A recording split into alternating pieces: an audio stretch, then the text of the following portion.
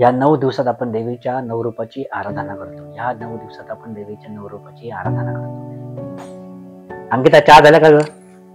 हा आणते. घेऊन ये पटकन. आणि हा ते कपडे इस्त्री करायचे आहेत, तेवढं करून टाक. बरं ठीक आहे. काय पहिल्यांदा भाषण करणार मी आज. Very excited.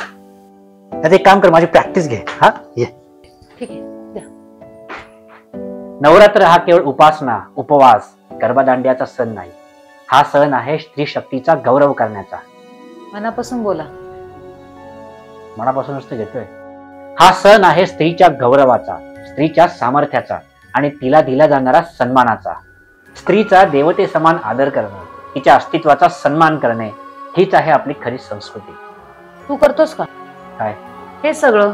आदर, सन्मान चाललंय भाषण द्यायला कॉपी पेस्ट करून. भाषण देण्याबद्दल सगळेच तसं बोलतात, पण खरंच तसं आहे का? आपल्या समाजात स्त्रियांना काय वागणूक दिली जाते, काय घडते आजूबाजूला, सोशल मीडियावर काय काय चालते, त्या गोष्टी बोल ना भाषणातून. तुझे विचार मांड. आधी खरं तर विचार बदलण्याची गरज आहे.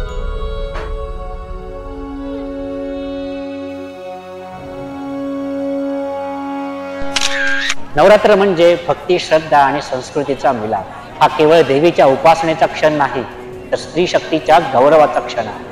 या 9 दिवसात आपण देवीच्या नवरूपाची आराधना करतो, तिची आरती करतो, देवीच्या मूर्तीसमोर फुलं वाहतो. पण हाच समाज जिवंत देवीला म्हणजेच आपल्या घरातील स्त्रीला तितकाच मान देतो का? आजही स्त्रियांना अनेक ठिकाणी अपमानास्पद वागणूक दिली जाते. एका बाजूला देवीच्या चरणावर नतमस्तक व्हायचं आणि दुसऱ्या बाजूला स्त्रियांकडे लाजिरवाण्या नजरेने बघायचं. ऑनलाईन जगतात तर स्त्रियांकडे बघण्याचा दृष्टिकोन अजूनच विकृतीने भरलेला आहे.